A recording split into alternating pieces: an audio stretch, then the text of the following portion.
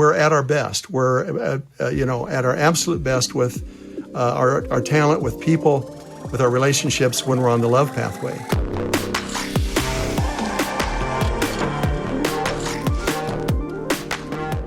Welcome everybody to the Selling with Love podcast. Very excited to have Larry Kendal is going to be joining me today. Man has been the author of the book Ninja Selling: Subtle Skills with Big Results. Now, the man has been a top realtor in the state of Colorado, actually number one realtor back in 2006, and has actually been now training so many people in the art of sales.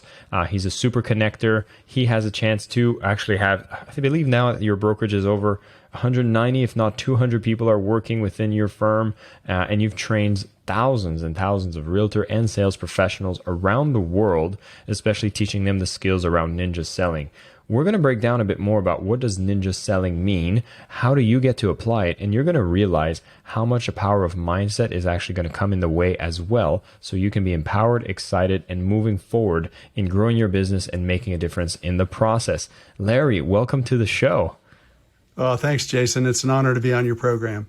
And it's an honor to have you as well. Now, your book, by the way, I'm going to give some praise right away because it not only combines the mindset piece, which I know there's a ton of books on sales mindset, including my own, is quite a heavy on mindset book, but you also have so many parts that's well structured to take you through specific steps to get you to overcome sales and actually have a prescription on what to do. In the book, you quote a couple people I really admire, such as Joseph Murphy, as well as Marianne Williamson. You talk about the power of the subconscious mind. And you also speak about, when you want to sell, you speak about love in your sales process as well, as particularly when the absence of fear and being stuck in your head. And I'd love for you to talk more about that mindset piece about overcoming fears and what are the typical fears people face when you're in their sales role. Yeah, I first heard that love is the absence of fear, or fear is the absence of love, from Marianne Williamson, and then I began to explore some of the science behind it, which is a part of the brain called the reticular activating system. It's a filtering and focusing device in our brain, and it runs on two pathways, love and fear, and those two pathways are mutually exclusive, so you can't be on both at the same time. So if you're on the fear pathway, you cannot be on love. If you're on the love pathway, then you're not on fear. So fear is the absence of love. Love is the absence of fear. When you find yourself afraid, get off of that pathway, move over onto the love pathway. And I've found one of the easiest ways to do that is simply start thinking about something you're grateful for. And gratitude is a tremendous energy, and it will move you over onto the love pathway. What we find is that we're at our best. We're at our absolute best with our talent, with people, with our relationships when we're on the love pathway. And when we're in fear, it locks up our energy. It puts us into either a state of high negative or low negative energy, a negative energy state.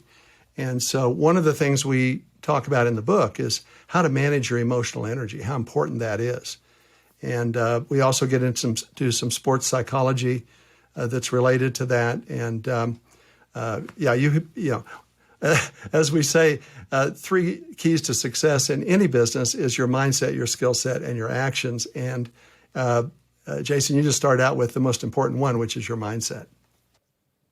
Yeah, I think the mindset piece actually, I've had times that I'd overlooked it, Larry. Like I've done some training and I had some clients, and to me, I was like, you know what? The only reason their negative mindset is there is because I just need to give them the skills and the tools, and I'll put them into action. And it did move a little bit, but every single move was with the foot on the brake, and it was such a struggle. And then I'd get questioning. It's like, why aren't they following the process?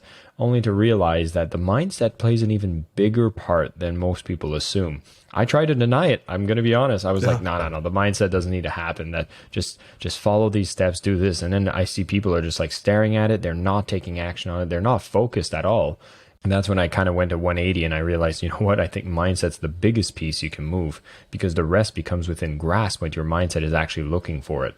And speaking of focus, I think there's a formula that you break down that most people don't assume how much more power and how much more movement happens when you are really, really focused. You call it the net forward energy ratio. And I thought that was a brilliant example of showing people what happens when you get very specific and very focused in the way that you do your sales or even just run your business. And I want you to share us more about what happens when you focus, because sometimes you think, oh, I'm just going to double my results if I focus a bit more, but it's so much more than that.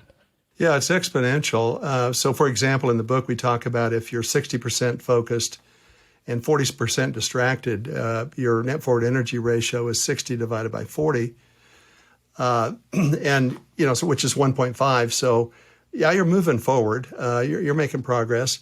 But if you can increase your focus from 60% to 80%, now your net forward energy ratio is 80 divided by 20, which is 4.0. So you've gone from 1.5 to 4.0 with just a little bit more focus. You've more than doubled your results. And of course, if you go to 90%, then it's 90 divided by 10 is 9. Now you've gone from 4.0 to 9.0, and now you've more than doubled again. And so focus is so important. And we teach some techniques, on how to, improve your focus and so on. But we live in a world of distraction. And it's very easy to get distracted. It's very easy to get off track. And focus is very, very important. Yeah, you speak of this ratio, and I'd love to kind of throw it to everybody listening. Is just think on a percentage ratio of your entire day. How much are you spending for your percentages on focused work versus distraction work? And I think that's what gives you that ratio. So you take your focused work and divide it by the distraction, right? And that number ends up being the ratio. And at a minimum, you're trying to be on the positive side, or at least higher than 1 is what I understand. Right. And then for everything, and that's just at a 50%, right? So the baseline is actually quite achievable. Like if you want to think about being at least productive at a normal rate, what we would consider a normal level of productivity, that's a 50% focus, 50% distraction. So at least the benefit here is understanding that there's a very low bar to cross to become a high performer, is try to be more focused than distracted half of the time. But if you want to be a top performer, is you can really start being much more focused, and you realize that this compounds in a way that's much more than anybody can even think about. So defending that energy becomes really, really important. Can you speak about some of those exercises people can think about to bring that ratio a little higher? You bet. The most important hour of your day is the first hour. It sets the tone for your entire day and your focus for the day. So we always recommend that you start your day with an exercise we call the Ninja 5 habits to start your day. And if you want, I can briefly go through those.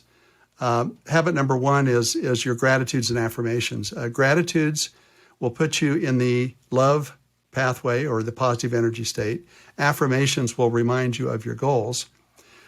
Second habit then is to time block your day and your week. So you basically take your to-do list and schedule it.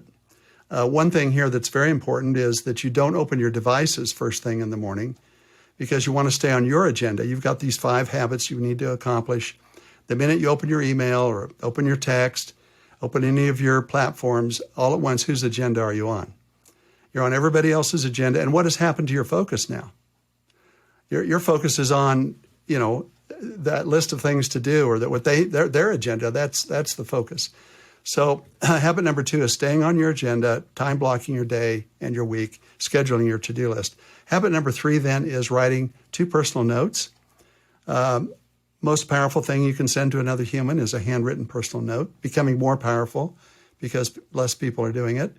Habit number 3 then is to take a look at your hot list. Now, if you're in sales, your hot list is a list of people that want to buy or sell fairly soon. In real estate, it would be in the next 90 days. And you need to focus on those people. That should be your top priority, is that group. And you ask yourself 2 questions. Question number 1 is there anybody here that's ready to write a contract today? That should be my top priority, my top focus for the day. That's what it would be. Second question is, what is the next step for them in the process? What do I need to do to help them move forward? So again, it's all about focus on your hot list. And then the 5th habit is to focus on your warm list, which is people that want to buy or sell, but because they're going through maybe some life change, but maybe in the next year. So they're not immediate. And if you're not in sales, the hot list would be, what do I have to get done today? Okay, what can't wait till tomorrow. This has got to be done today. I need that first hour in the morning focus on that, know what my agenda is for that day. Your warm list maybe would be what has to get done this week. So it doesn't have to be done today, but it needs to be done fairly soon. I find that, and I've interviewed so many top producing salespeople, and they say the Ninja 5, those 5 habits in the morning, have really transformed their business. And the reason is because they're more focused. And we learned earlier what happens when you increase your focus. Your net forward energy ratio improves dramatically, exponentially. Your results improve exponentially. And, suddenly, you've transformed your business and your career.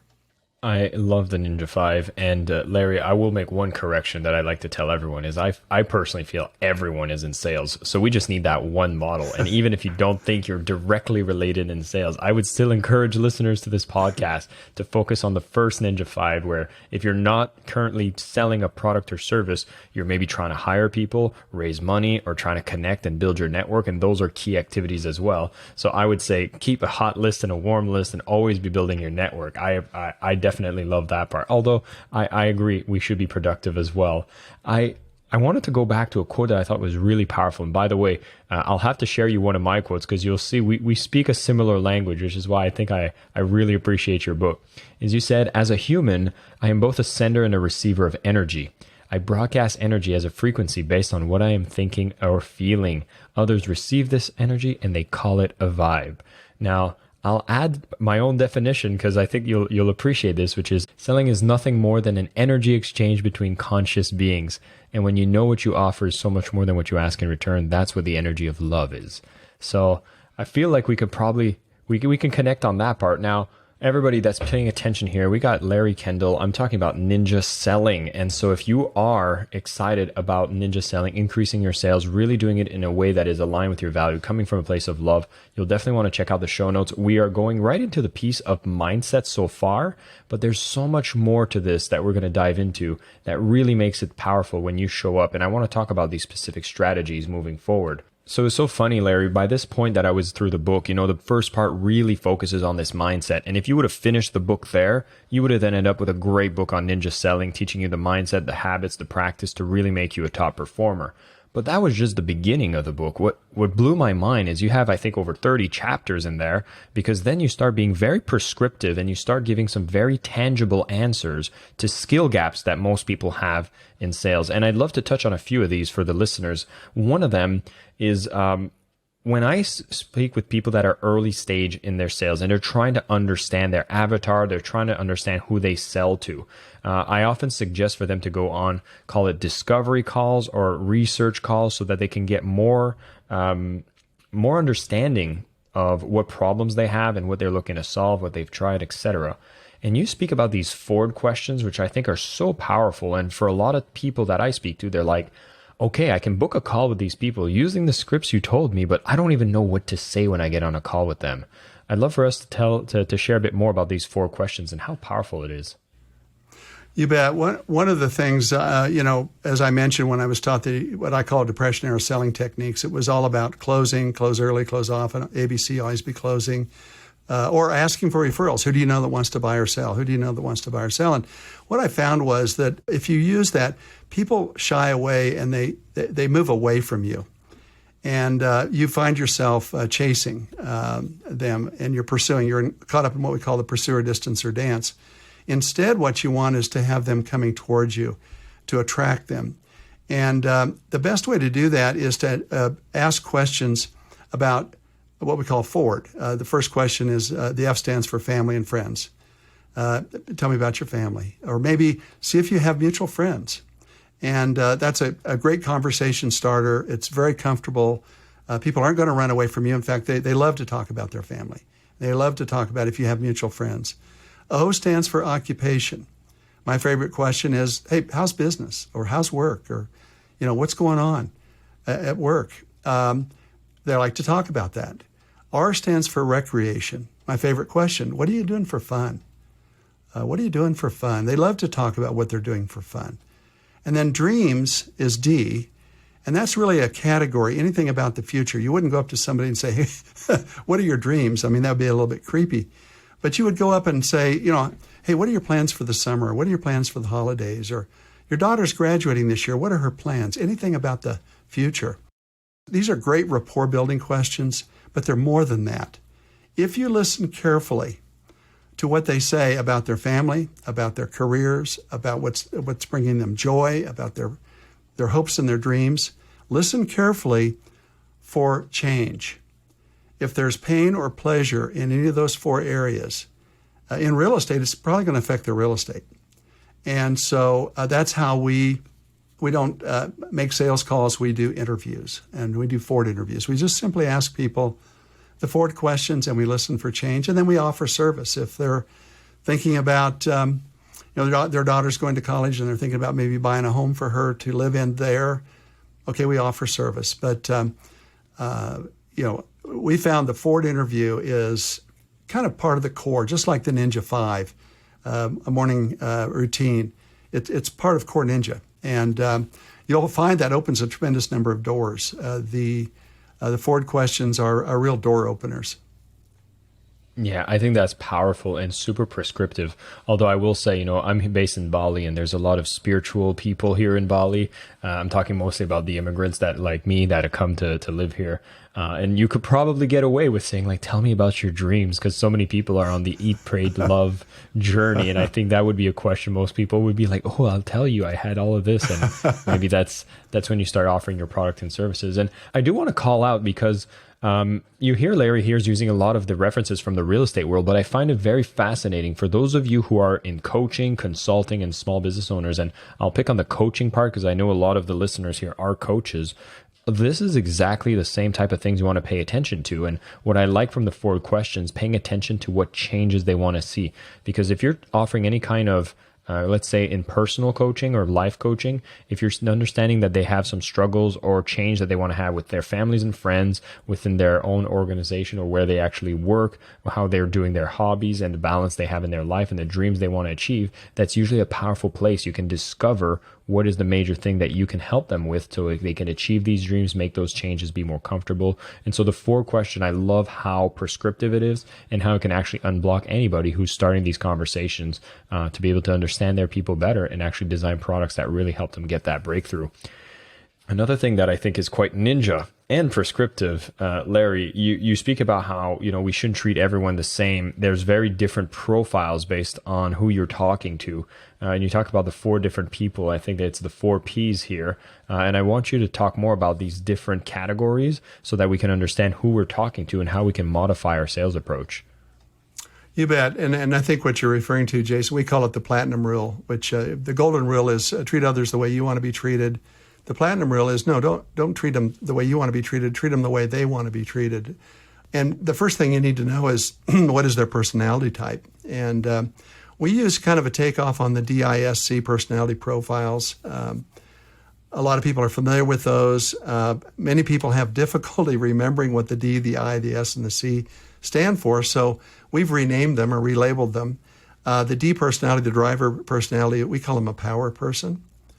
And they are very quick decision makers. They're willing to take risks. They won't give you very much time. The I personality is what we call the party person. They focus on the now. Am I having fun now? They're big on relationships. They like to work in groups. They are risk takers. The S personality type is what we call a peace person. And interestingly, in the United States, that's the largest percentage are peace people, and they don't like risk. They would never, for example, want the adjustable rate mortgage. They want the 30-year fixed. They want insurance, or they want warranties. They like a sure thing, and they like to take longer to make a decision. They don't like to be rushed, and trust is huge for them. Do they trust you? Do they trust themselves? Do they trust the process? And it takes them some time. And then the last personality is what we call the perfection people, which in the DISC would be the C. And they want time because they want to build a spreadsheet. They want to collect data. They want more information. They want to make a really good decision. And again, they don't like to take a lot of risks. And so what we know is that people have different personality types. They have different decision strategies. We need to be able to figure out what those are by asking the right questions, watching the body language, watching how they respond. And we can pick up, what personality type they are, and then we need to tailor our communication with them to fit what they want and to treat them the way they want to be treated. Yeah, I think that's a powerful, actually, it was one of the first profiling tests that I think I did in my early 20s, the DISC or DISC. And myself, I definitely think I'm a party peace person. I think that was the first and the second one, which is very funny because in my model, when I tell people to choose their target market, I always say, well, do business with people you think are fun to do business with, which is a very high trait of the I or the party person here. But, it really brings that level of compassion to understand that, hey, you shouldn't be actually speaking to the perfection person the same way you would speak to that party person. There's such a difference in the way that they want to operate and the way they want to be communicated with. And so by having this understanding, are there quick ways you can pick up? I think the labels really help you, but that's something you can decide quite quickly when you have that conversation. Yeah, one of the things that helps is to know their profession. Typically, power people tend to be CEOs, entrepreneurs, sometimes attorneys. But you can tell that they have this urgency about them. And their urgency is to get to the future. And are you going to help me get to the future? Are you on my way to the future? And they want to get on with it. If you take too long, if your normal, let's say your listing consultation is an hour, they'll give you maybe 15 minutes. They'll give you longer if they're doing the talking. But if you're doing all the talking, it's fingernails on a chalkboard for them. It would be an example. You can go around through the different personality types. You can pick up by their body language, by what they say, when you ask the Ford questions, they'll answer that kind of in the context of their personality. And one of the challenges is adapting. So, for example, a power person who's a very quick decision maker can overpower a peace person or a perfection person who wants to take their time. Likewise, if you're a peace or perfection person, and you're working with a power personality, you're going to need to speed it up, amp it up a little bit. One of the other dynamics that's could be a challenge is the dynamic of the perfection and the party. Perfection people tend to be very detail-oriented. Party people, not so much. And so if you're a party person working with a perfection person, they're going to ask for a lot of data. It's going to kind of drive you crazy, but you need to do it. If you're a party person and you're communicating with a perfection person, keep in mind your emails better be perfect because theirs are. Okay, and that they're going to want the data and they're going to want to take some time. So, it becomes fun to basically modify and provide basically what we call a platinum level of service, the platinum rule. I love this. And again, I love how practical this can be and how much you can use this within the way that you sell, which brings me to one of the final elements of the book that I thought where I wanted to really highlight here, which was this whole shift in the way that you approach sales based on wanting to control the process versus controlling the decision. And I think, as salespeople, we feel like we want to be in control of everything, control the conversation, control everything. And I loved how you actually had that approach and you actually showed how different it is from process to decision. Could you tell us more about that? You bet. We believe in the client or the customer should have what we call time of possession.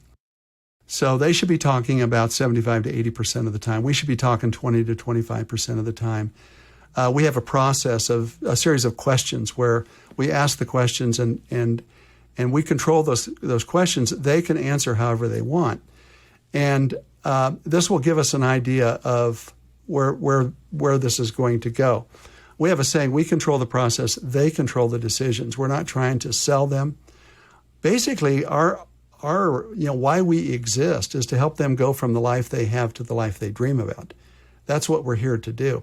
And so the first thing we need to do is find out where are they and where do they want to go and what do we need to do to help them achieve their goals or achieve their dreams. And so our process is first of all, we connect.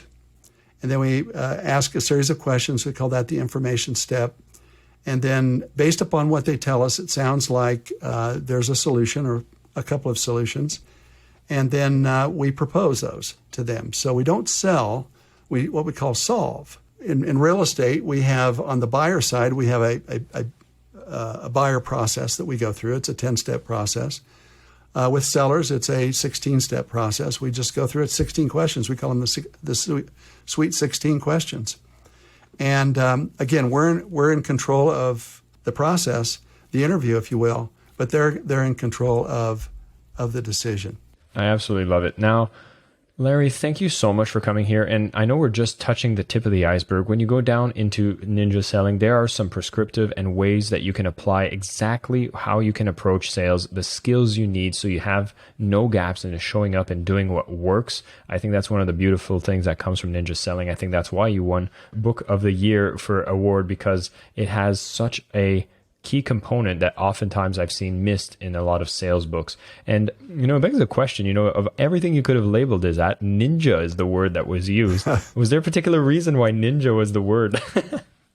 Well, I think there's a couple things. First of all, the name ninja came from one of our top salespeople who had amazing customer satisfaction and also the highest income per hour of anybody I'd ever worked with. And his nickname in our office was the Ninja. So I documented what he was doing and helped put that together and kind of named the book after him. Ninja selling is really designed to be, ninjas are kind of the invisible warrior. So it's selling without selling. It's, it's just the opposite really of traditional sales. It's also put together, and you mentioned this, Jason, in the form of a system. And so that if you follow the process, if you follow the system, you'll get predictable results. And one of the things that's kind of unique about our program is that it's designed for anybody of any personality that'll work, or really any sales product or service, regardless of your market, regardless of your product, regardless of your service, regardless of your personality. We've scrubbed all that out, and what we have is something that will work for everybody, regardless of their personality. And so that was very important. I've trained, literally thousands of top producers, and what I find is much of the time their success is a function of their very unique personality. It's not a teachable skill. I mean, we need something that we can teach to anybody of any personality in any market, and it'll work for them. Beautiful. Larry, thank you so much for coming here and sharing just a glimpse of the amazing knowledge that's contained in your book and in your trainings. For everybody listening, we're going to make sure there is a link in the show notes to pick up a copy of Ninja Selling. It's a powerful book. I had a joy reading it, and I find that because it's divided into so many small chapters, it's easy to pick up. It's easy to jump to what is that thing that you are struggling with sales. You can jump to that sections very powerfully. But really, when you go from front to back, you're going to learn so much around mindset, skills, and really having a system to help you sell in the process. Larry, you are on the Selling with Love podcast, so there's one question I would love to close with, which is, what does selling with love mean to you? What selling with love means to me, and I mentioned it earlier, is our mission, our why we exist is to help people go from the life they have to the life they dream about. And that, I think, is an act of love when we can do that, when we can. Our goal is not to make a sale. Our goal is to help them get to the next chapter of their lives. Amen to that. Larry, once again, thank you so much for coming on the show, sharing everything. And for all you listeners, keep selling with love. And of course, keep selling like a ninja as well. Thank you so much for tuning in, everyone. I am your host, Jason Marc Campbell, and this is the Selling with Love podcast.